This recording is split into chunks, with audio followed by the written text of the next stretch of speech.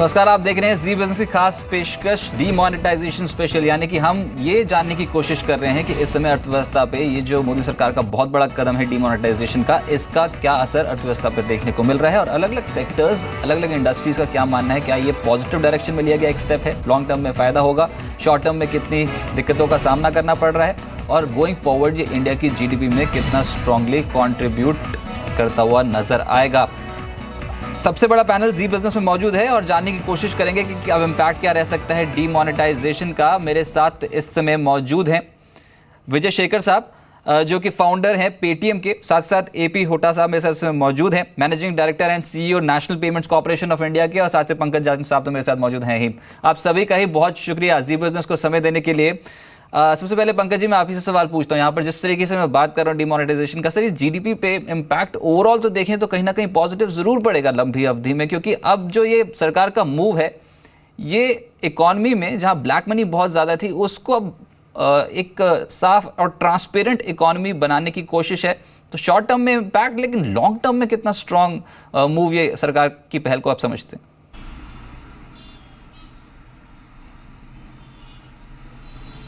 देखो, जो ये कदम लिया गया, I think it's an once in a lifetime event, और इसका कोई ऐसा दूसरा उदाहरण नहीं है किसी और बड़ी मेजॉली कंट्री में कि पिछले 100 साल में ऐसा हुआ and what happened after that.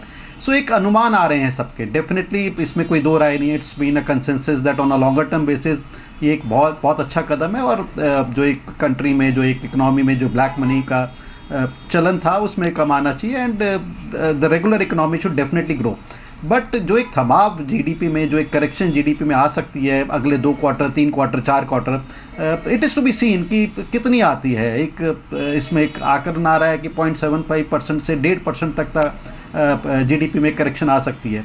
So it is to be seen कि शॉर्ट टर्म में कितना इसमें लिंगर ऑन इफेक्ट रहता है, कितने क्वार्टर तक रहता है, and on a longer term basis कितना फ़ायदा होता है। So all in all, I think it's been estimated by most of the economists, most of the people कि ऐसा अनुमान आ सकता है। बट कि शॉर्ट टर्म में जो दबाव चल रहा है वो कितने क्वार्टर्स तक रहेगा, I think it is to be seen. So let's see, definitely, but इसमें कोई दो राय नहीं। On a longer term basis it's definitely a good thing for our economy. चलिए, विजय शेखर साहब हमारे साथ मौजूद हैं, फाउंडर हैं पेटीएम के। सर बहुत शुक्रिया, क्योंकि हम बात कर रहे हैं कैशलेस इकोनॉमी की और जो पहला नाम इस समय सबके जहन में आ रहा है वो है पेटीएम। एकदम से जो है कंज्यूमर बिहेवियर पैटर्न ही साफ तौर पे बदलता हुआ नजर आया। ये जो डीमोनेटाइजेशन जो सरकार ने बड़ा कदम उठाया, इससे आपको रिस्पांस कैसा मिला है सर? क्या लोगों को डिजिटल पेमेंट का एक बड़ा विकल्प मिल गया? Well, I think people have learned that there is a digital way to pay, and I think it is India's opportunity to leapfrog from currency to the mobile, and that is exactly what consumers have been doing. We are signing up 500,000, 5 lakh customers a day. 5 lakh ग्राहक हमारे दिन के आते हैं, और वो ग्राहक उतनी जगह पे पे करते हैं जितना हम पहले कभी इमेजिन नहीं कर सकते थे। दिन के हम करीब 40,000 दुकानदार को, मर्चेंट को साइन अप करते हैं, और वो नंबर बढ़ते बढ़ते थोड़े दिनों में 70,000 हो जाएगा। तो आप अगर देखें तो 5 लाख ग्राहक दिन के एक्स्ट्रा आ रहे हैं, और हमारे पास 70,000 मर्चेंट दिन के एक्स्ट्रा आ रहे हैं। पेटीएम पे अभी 15 लाख मर्चेंट हैं, दुकानदार हैं, तो आप पेटीएम से 15 लाख जगहों पे कर सकते हैं। और ये नंबर, हमारा टारगेट ऐसा है कि 15 लाख चेंज हो जाए 1.5 करोड़ यानी 1.5 करोड़ में, 10 गुना नंबर हो जाएगा before we see the year and.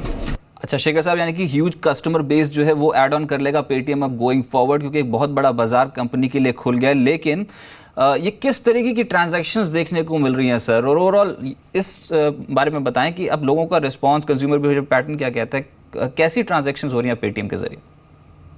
जी बिल्कुल।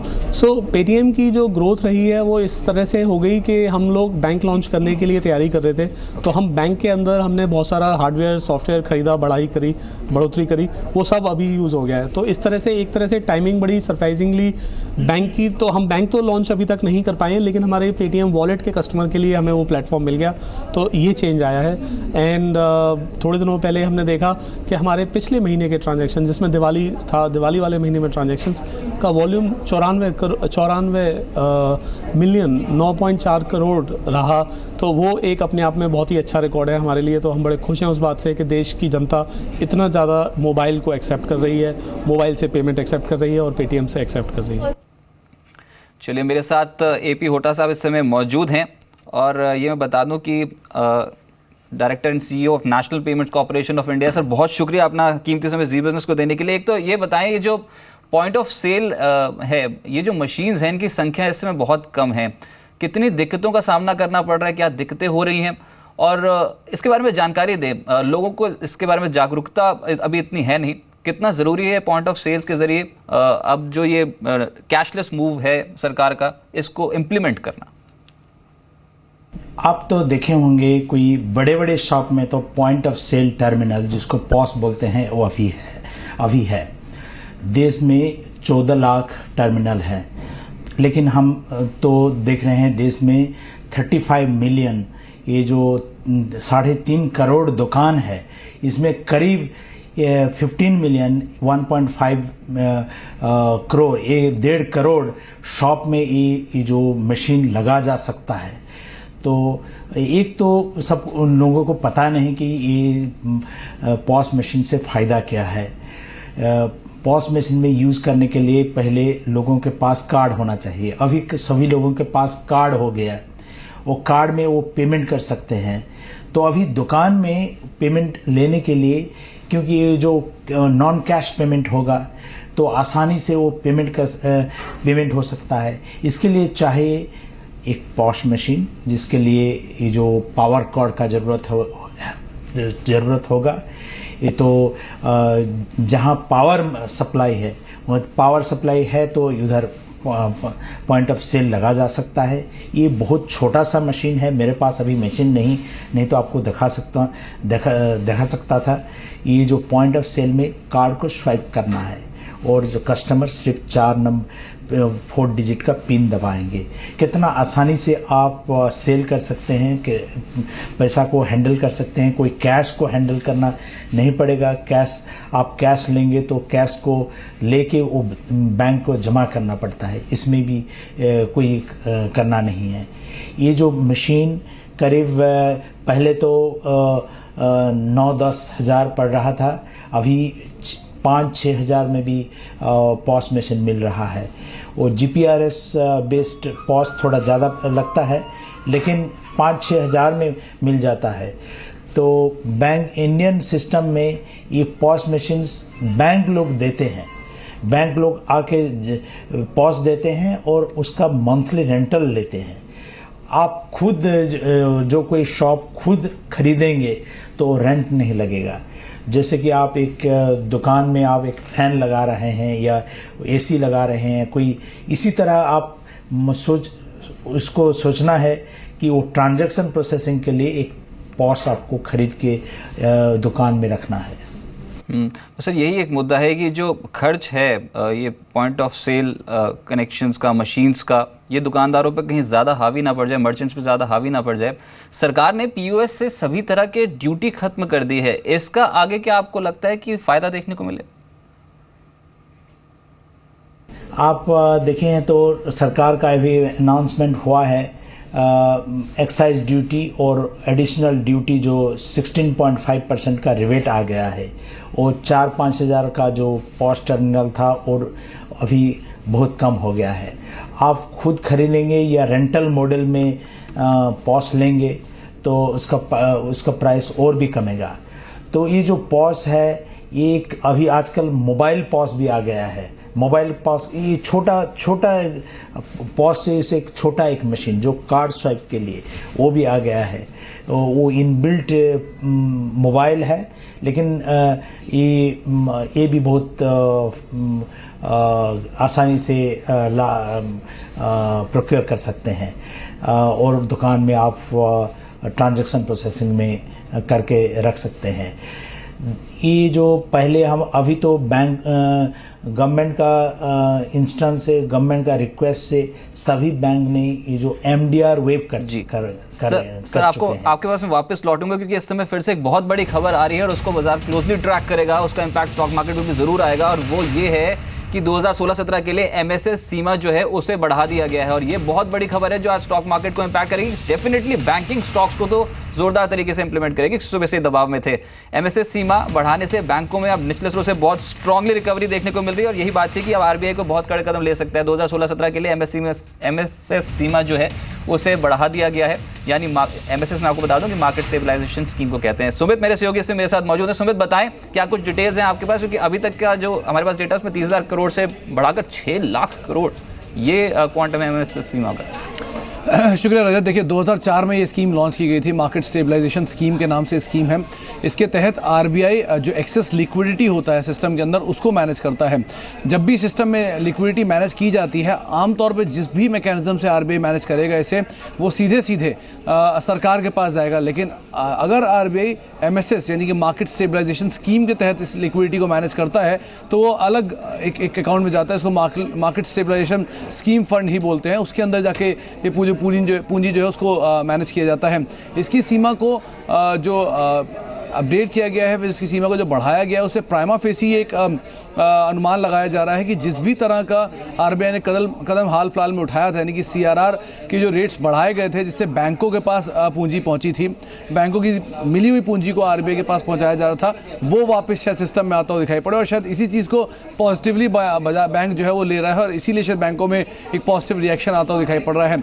आकलन ये लगाया जाता है कि जैसे जैसे बैंकों के पास डिमोनेटाइजेशन की वजह से एक्स्ट्रा मनी पहुंची है उसकी वजह से शायद बैंक जो है इंटरेस्ट रेट को रिड्यूस करें, लेकिन सीआरआर लिमिट की हाइक होने के बाद इस चीज़ पर फर्दर यहाँ पर उम्मीदें लगाई जाती कि शायद अब ऐसा ना होता हुआ दिखाई पड़ेगी कि सीआरआर की लिमिट जो है हाइक कर लिया गया है।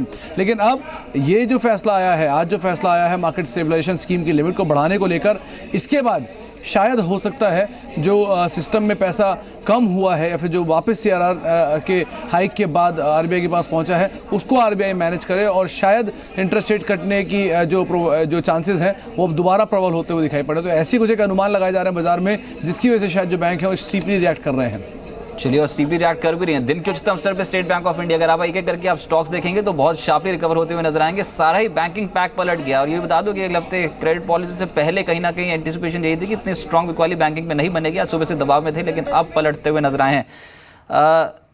पंकज जैन साहब, आपसे मैं पूछता हूँ, यहाँ पर ये जो अभी बात आई एकदम से एमएसएस सीमा को बढ़ा दिया गया, इसका अब ओवरऑल रिएक्शन आप क्या देखते हैं? क्योंकि जो पिछले हफ्ते की खबर था उसको बिल्कुल निगेट होता हुआ नजर आया है। सीआरआर 100% किया गया था, पर अब कहीं ना कहीं ये जो एमएसएस की खबर है इसको कैसे देखते हैं आप पूरे बैंकिंग सेक्टर के लिए? देखो, बिल्कुल आई थिंक एक पॉजिटिव खबर है, एक पॉजिटिव डायरेक्शन में खबर है। एंड आई थिंक इस खबर के आते ही जिस तरह से पॉजिटिवली सारे बैंक्स ने रिएक्ट किया है, नॉट टू फॉरगेट कि पिछले 2-3 दिन से बैंक निफ्टी में काफ़ी दबाव देखने को मिल रहा था और आज भी काफ़ी एक बेरिश फेज में बैंक निफ्टी चल रहा था इस खबर के आने से पहले। And it could be a pointer to जो एक दोबारा से जो डैम्पन हो गई थी स्पिरिट्स की, एग्रेसिव रेट कट आरबीआई की तरफ से ना आए। I think it could be a pointer to that कि एक डिसेंट रेट कट आ सकता है और उसके बाद बैंक्स भी कहीं ना कहीं रेट कट का एक परकुलेटिंग इफेक्ट कस्टमर्स को दे सकते हैं। So let's see what happens on 7th of December in RBI meet, but I think market इसको डेफिनेटली एक पॉजिटिव कदम से, एक पॉजिटिव डायरेक्शन में एक ये कदम देख रही है। लेकिन जैसा अब इसको कोरिलेट करके कैसे देखें? और अब आरबीआई क्या जो अब वो पॉलिसी बैठक होने वाली है उसमें कुछ एग्रेसिव स्टांस लेगा भी या फिर नहीं ब्याज दरों को लेकर? Rajat, I think this is $1 million question. आज से जब तक आरबीआई ने जो सीआरआर इंक्रीज नहीं किया था तब तक ये माना जा रहा था कि एक decently aggressive rate cut RBI की तरफ से आ सकता है। People were talking about as high as 0.5% to 1% की भी बातें होने लगी थी, बट जो पिछले 4-5 दिन में कुछ इवेंट्स हुए थे उससे थोड़े से डैम्पन हो गए थे। बट मेरे को लगता है कि एक 0.25 से 0.5 का rate cut, that is what market is expecting. And not to forget कि जिस तरह से यूएस ट्रेजरी यील्ड्स बढ़ी हैं, जिस तरह से आने वाले वक्त में ये अनुमान है कि यूएस फेड रेट इंक्रीज कर सकता है, तो शायद बहुत बड़ा रेट कट आरबीआई के हाथ में नहीं है। सर, आपके पास मैं लौटूंगा। इस समय फेडरल बैंक की ईडी आशुतोष खजूरिया साहब मेरे साथ मौजूद हैं। आशुतोष जी, बहुत शुक्रिया अपने समय जी बिजनेस को देने के लिए। सर, ये एमएसएस जो लिमिट है उसको हाइक किया गया है 2016-17 के लिए, आपका फर्स्ट रिएक्शन इस पे? बहुत अच्छी खबर है, बधाई हो आपको, अच्छी खबर दी आपने, क्योंकि बैंक का वजन था करीब 3,25,000 करोड़, वो उसके रिलीज होने की उम्मीद है। और जो एक तरह की कॉस्ट थी बैंक के ऊपर, बिकॉज हम इंटरेस्ट पे कर रहे थे अपने उन डिपॉजिटर्स को जिन्होंने पैसा सेविंग्स बैंक या फिक्स डिपॉजिट में डाला था, और उसके ऊपर हम 104% CRR मेंटेन कर रहे थे, क्योंकि नॉर्मल 4% तो कर ही रहे थे, 100% और कर रहे थे, जो 16 सितंबर से 11 नवंबर के बीच की अवधि है उसमें जो NDTL बढ़ा है। तो इस तरह से 104% मेरे ख्याल से भारत के इतिहास में पहली घटना रही होगी जहां पर बैंकों ने जितना जमा राशि उससे ज्यादा CRR थे। तो अब ये जो मार्केट स्टेबलाइजेशन स्कीम है, थोड़ा इसके बारे में बताएं, ये काम कैसे करेगी और बैंकों को इसका इंक्रीमेंटल बेनिफिट कैसे मिलता हुआ नजर आएगा, थोड़ा डिटेल में बता पाएं आप तो। मार्केट स्टेबलाइजेशन स्कीम पहले भी इस्तेमाल की जाती रही है।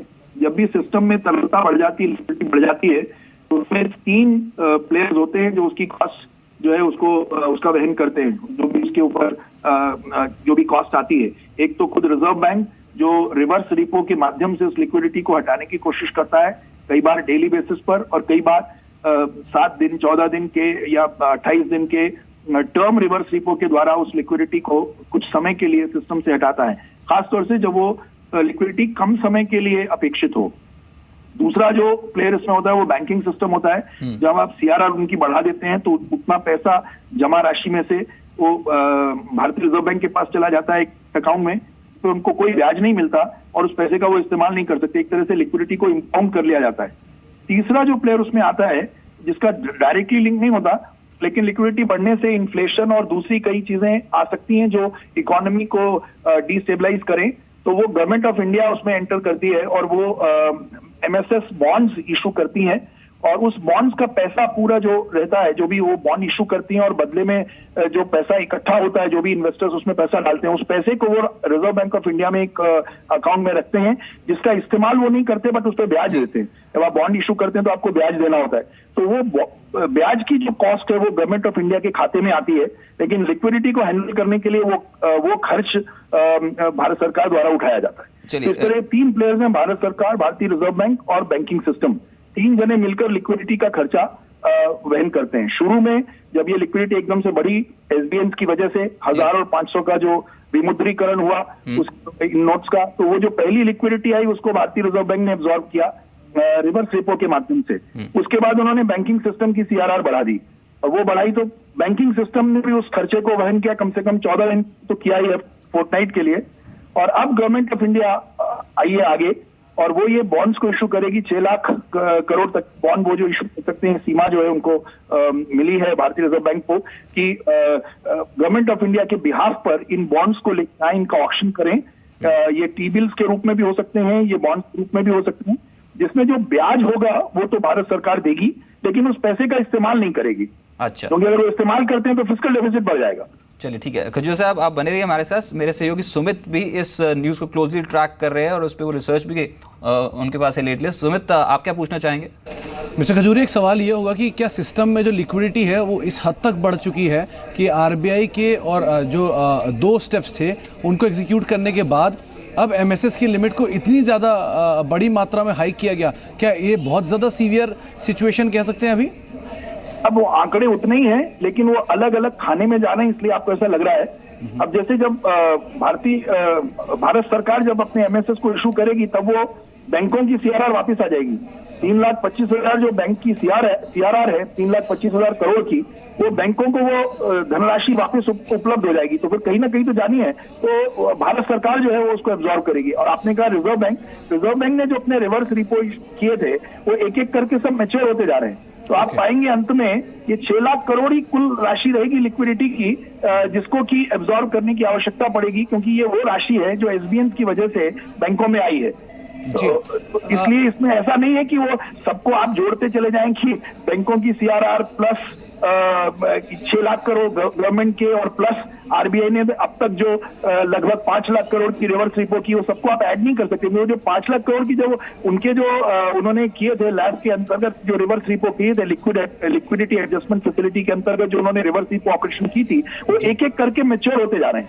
मतलब RBI वो पैसा वापस करती जा रही है और वो पैसा बैंकिंग सिस्टम से निकल के RBI के करंट अकाउंट में जमा होता जा रहा है। सर अब बैंकिंग सिस्टम को वापस मिल जाएगा पैसा, और गवर्नमेंट ऑफ इंडिया जो है वो उसको जो है वो वहन करेगी उसके खर्चे को। इसलिए अमाउंट उतना ही है, 3 अलग अलग लोग अलग अलग समय पर उसका वहन कर रहे हैं खर्च का। सर, आप एक्चुअल सिचुएशन देख रहे हैं, अभी जो डिपॉजिट्स आ रहे हैं बैंकों के पास, जिस तरह की सिचुएशन लिक्विडिटी को लेकर सिस्टम में और आ रही है, आपको लगता है एमएसएस के बाद कोई और भी गवर्नमेंट को स्टेप उठाना पड़ेगा इस लिक्विडिटी को फर्दर हैंडल करने के लिए? नहीं लगता, क्योंकि अगर आप देखिए एडिशनल जमा, अब जो जमा राशियां हैं बैंकों की वो बढ़ नहीं रही हैं। एसबीएन जरूर आते रहेंगे, लेकिन लोग पैसा निकाल भी रहे हैं। एक बार उन्होंने एसबीएन जमा करके अपने खाते में जो पैसा डाला, अब उस पैसे को निकालना शुरू कर दिया है। तो अब आपका जो नेट ग्रोथ है डिपॉजिट्स की, वो नहीं बढ़ रही है उस तरह से। वो इनफैक्ट कुछ केसेस में तो कम हो रही, किसी किसी दिन तो डिपॉजिट नीचे भी जा रहे हैं, नेगेटिव भी ग्रोथ हो रही है। मतलब जो उन्होंने पैसा जमा किया वो एसबीएन के माध्यम से किया, वो तो बैंकों के पास है एसबीएन, लेकिन वो जो पैसा जमा हुआ खाते में जब वो क्रेडिट बैलेंस आया तो उसको वो निकाल रहे हैं, यूज कर रहे हैं। तो इसलिए बैंकों का उससे लिक्विडिटी नहीं बढ़ेगी, वो उसको यूज करना शुरू कर देंगे तो फिर लिक्विडिटी फर्दर नहीं बढ़ेगी। सर, एक अटकलें ये भी लगाई जा रही थी कि आने वाली क्रेडिट पॉलिसी में, क्योंकि बैंकिंग सिस्टम में पर्याप्त नकदी है, तो शायद ब्याज दरों में बदलाव हो और बदलाव लोअर एंड पे आता हो दिखाई पड़े। क्वांटम कुछ भी हो सकता है, 25 बेसिस पॉइंट 50 बेसिस पॉइंट भी जानकार मान रहे हैं। लेकिन जब लिक्विडिटी सिस्टम में से निकल रही है और अलग अलग माध्यम से आरबीआई उनको अलग अलग अकाउंट्स के अंदर किसी भी तरह से उसे जमा कर रहा है, तो क्या ये मान सकते हैं कि जो एक उम्मीद लगाई जाती थी ब्याज दरों में कटौती की, वो अब काफी हद तक फेड आउट होती हुई दिखाई पड़ रही है? बिल्कुल नहीं, मैं बिल्कुल आपसे सहमत हूं। जब वो कटौती की आप बात कर रहे हैं, उसकी संभावना तो बिल्कुल बनी हुई है वैसे ही पहले की तरह। लेकिन ये जो लिक्विडिटी निकाली जा रही है, ये टेम्पररी पीरियड के लिए, जैसे 14 दिन के लिए बैंकों से निकली, उसके पहले कुछ दिनों के लिए आरबीआई ने उसको एब्जॉर्ब किया। आने वाले समय में भारत सरकार जो अपने एमएसएस बॉन्ड के माध्यम से, मुझे लगता है अल्प अवधि के टी बिल से वो शुरुआत करेंगे, तो वो भी कम कम समय के लिए ही उसको रखेंगे। और जैसे जैसे वो लिक्विडिटी का इस्तेमाल होता जाएगा, वैसे वैसे वो बॉन्ड्स जो है वो मैच्योर होते चले जाएंगे। तो इसलिए मेरा ये मानना है कि ब्याज दर में कटौती की संभावना पहले की तरह ही, वो अपेक्षा पहले की तरह ही बनी हुई है। आपकी अपेक्षा क्या कहती है सर, कहां तक ब्याज दरों में कटौती हो सकती है? 25 की 50 बेसिस पॉइंट तक? क्या इस लिक्विडिटी बैंक की सिचुएशन ओर से तो नहीं कह सकता, व्यक्तिगत रूप से कह सकता हूं, मुझे 50 बेसिस पॉइंट की कटौती की अपेक्षा है। खजूर साहब, इसके अलावा यहाँ पर क्या आप समझते हैं ये एक आखिरी स्टेप आरबीआई ने लिया, या फिर इसके अलावा भी कुछ और स्टेप्स लिए जा सकते हैं? फेडरल बैंक बोल रहा है 50 बेसिस पॉइंट। जी खजूर साहब, अगर आप सुन पा रहे हैं मुझको, तो क्या और भी कुछ स्टेप्स आप एक्सपेक्ट कर रहे हैं जो आरबीआई की तरफ से उठाए जा सकते हैं going forward, access liquidity conditions को रोकने के लिए, थामने के लिए, स्टेबलाइज करने के लिए? मुझे नहीं लगता कि और अन्य किसी कदम की आवश्यकता है, क्योंकि इस 6 लाख करोड़ के अगर बॉन्ड पूरे अगर इस्तेमाल होते हैं, और प्लस बीच बीच में अगर आवश्यकता पड़ी तो एक आध दिन के लिए अगर रिवर्स रेपो का इस्तेमाल करती है आरबीआई, तो मुझे नहीं लगता कि और किसी स्टेप की अभी निकट भविष्य में संभावना है, क्योंकि अब वो पैसा जो जमा हुआ है उसका इस्तेमाल होना शुरू हो गया है। सर, अब ये आउटफ्लो कैसे देखते हैं आप? ये बैंकिंग सिस्टम में जो हमने देखा पिछले कुछ दिनों में जिस तरीके की दिक्कतें हुई, अभी क्या लगता है, क्या बैंक वेल इक्विप्ड हैं? अब हिसाब से मैं एक आम आदमी के हिसाब से पूछ रहा हूँ, क्योंकि अभी भी एटीएम्स के बाहर बहुत ज़्यादा दिक्कतों का सामना करना पड़ रहा है, तो गोइंग फॉरवर्ड क्या अब ये कुछ सुधार देखने को मिलेगा कंडीशन में? देखिए, 2 अलग अलग चीजें हैं और इनका आपस में परस्पर संबंध तो है, लेकिन निर्भरता एक दूसरे पे नहीं है। एक और हम इलेक्ट्रॉनिक बात कर रहे हैं, जो सीआरआर बढ़ी है तो ये भी इलेक्ट्रॉनिकली पैसा आरबीआई के पास गया। एमएसएस बॉन्ड जो है ये भी डिजिटली जो है, इलेक्ट्रॉनिकली जो है, ये पैसा गवर्नमेंट ऑफ इंडिया जो है वो रेस करेगी और आरबीआई के पास जमा कर देगी एमएसएस बॉन्ड्स के माध्यम से भी। जो आप बात कर रहे हैं वो आप हार्ड करेंसी की बात कर रहे हैं, उसकी जो है वो फिजिकली करेंसी की उपस्थिति, डिजिटल करेंसी नहीं है, वो फिजिकल करेंसी है। और फिजिकल करेंसी की उपलब्धता तो सप्लाई के ऊपर निर्भर रहेगी कि कितने छपके नए नोट आते हैं, क्योंकि पुराने अगर 14,50,000 करोड़ अगर हटे हैं सिस्टम से 14.5 ट्रिलियन के करीब, तो उनकी जगह नए नोटों की संख्या और उनकी वैल्यू, वो कितनी वैल्यू के आते हैं और कितने से काम चल जाएगा। ये सच है, इस समय युद्ध स्तर पर काम चल रहा है, सब लोग धीरे धीरे कोशिश यही कर रहे हैं, धीरे धीरे नहीं, ज्यादा तेज रफ्तार से कोशिश कर रहे हैं कि ज्यादा से ज्यादा लोगों को वो डिजिटल बैंकिंग की तरफ लेके आए। लेकिन कुछ उसकी सीमाएं भी हैं। सीमाएं हैं दूर दराज के क्षेत्रों में, अगर आप पॉस मशीन इनकी बात करते हैं तो कई बार आपको ब्रॉडबैंड कनेक्शंस नहीं होते हैं, या सबके पास स्मार्टफोन्स नहीं होंगे, या फीचर फोन्स में ये व्यवस्था नहीं हो पाएगी पूरी तरह से कि जिससे वो उसी सुगमता से फंड्स को इधर से उधर ट्रांसफर कर सकें। तो वो जो दिक्कतें हैं उनकी दूरी के लिए कुछ मात्रा में जो है वो हार्ड कैश की जरूरत रहेगी। इसीलिए आप देखें बार बार भारत सरकार की ओर से कहा जा रहा है कि हम कैशलेस इकोनॉमी की बात नहीं कर रहे हैं, लेस कैश इकोनॉमी की बात कर रहे हैं। लेस कैश मैंने पहले की तुलना में कम कैश जो है उससे काम चलाया जाए और ज्यादा से ज्यादा लोग डिजिटल जहां जहां कर सकते हैं इस्तेमाल, जहां जहां इसकी संभावना है खासतौर से अर्बन एरियाज में, वहां पर हम ज्यादा से ज्यादा लोगों को डिजिटल बैंकिंग की तरफ लाएं। तो ये दोनों अलग अलग मुद्दे हैं। ये जो मुद्दा है ये सिस्टम से नकदी हटाने का मतलब ये नगद नोट हटाने का नहीं है, ये बेसिकली लिक्विडिटी जो डिजिटल फॉर्म में भी आई है जमा करने की वजह से उसको हटाने का है। और जो आप बात कर रहे हैं ब्रांचेस में या बैंकों के सामने लगी कतारों की, वहां वो तो सिर्फ फिजिकल कैश से दूर हो पाएगी। तो इसलिए फिजिकल कैश छप भी रहा है, अलग अलग 7 प्रेसेस इस समय काम कर रही हैं और पूरी अपनी क्षमता के अनुरूप काम कर रही हैं। सिस्टम, आरबीआई, बैंक्स मिलकर काम कर रहे हैं और इस समस्या से निपटने की बहुत ज्यादा इस समय कोशिश जारी है।